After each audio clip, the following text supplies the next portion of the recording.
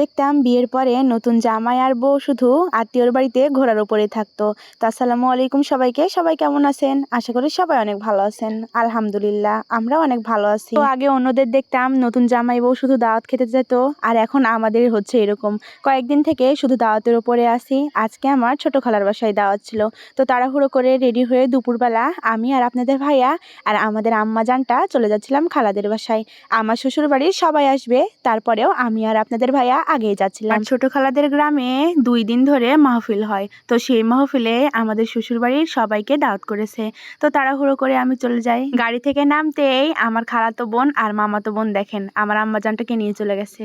আমার আম্মাজান তো এখানে এসে আমাকে প্রায় ভুলেই গেছে। আমি খালার বাসায় যেয়ে দেখি আমার খালা রান্না বান্না করছে। আমাকে বলছে এত দেরি করে আসলি কেন, তোকে দিয়ে রান্না করে নেবো। আমি তো খালাকে বলছিলাম আপনার মতো আমার তো রান্নাও তো ভালো হয় না। খালা আমাকে বলছিল এখন তুই রান্নায় পাকা বুড়ি হয়ে গেছিস। দেখেন আমি বসেছিলাম আর আমার খালাতো বোন এই খাজাটা বানিয়েছে, গুড়ের খাজা। এই খাজাটা অনেক বেশি মজা হয়েছিল, সে নাকি তার নিজের হাতে এটা বানিয়েছে।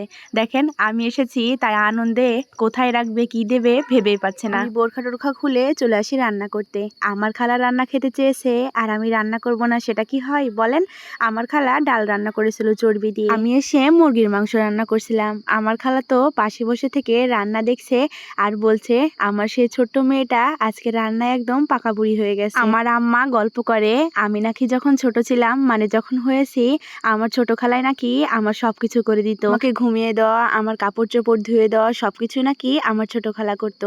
আর এদিকে দেখেন আমার আম্মা জানটা তার খালামণিকে পেয়ে তো আমাকে একদম ভুলে গেছে, আমাকে আর পাত্তাই দেয় না। আমি রান্না করছিলাম আর আমার পাশে আমার খালা আমার ছোট নানি বসেছিল। আমিও মনে মনে ভাবছিলাম যে মেয়েটা খালার বাড়ি আসলে শুধু বসে বসে খেত, সে আজকে সব রান্না বান্না করছে। আমার মুরগির মাংস রান্না শেষ, আমি এবার গরুর মাংস রান্না করছিলাম।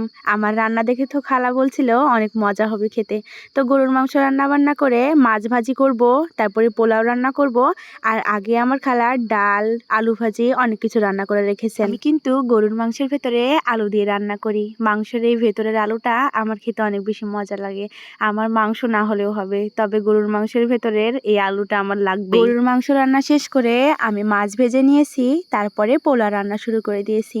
আমি কিন্তু এখন পোলাও রান্না করতে পারি, আর আমার পোলাও রান্না কিন্তু মাশাআল্লাহ অনেক সুন্দর হয়।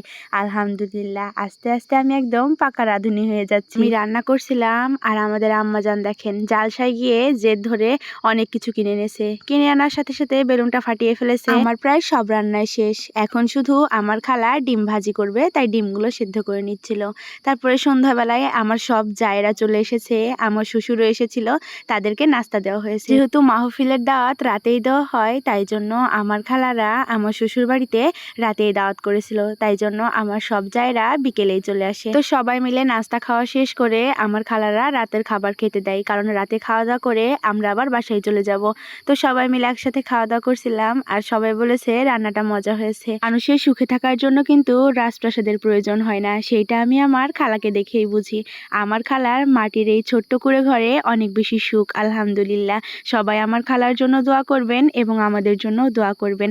আর কে কে গ্রামে এইভাবে মাহফিলে দাওয়াত খেতে যান সেটাও কিন্তু কমেন্টে জানাবেন। আমি তো ছোটবেলা মাহফিলে আসলেই মেলায় ঘুরতে যেতাম আর অনেক অনেক জিনিস কিনে নিয়ে আসতাম, তবে এখন বড় হয়ে গেছি, এইবার আর যাওয়া হয়নি।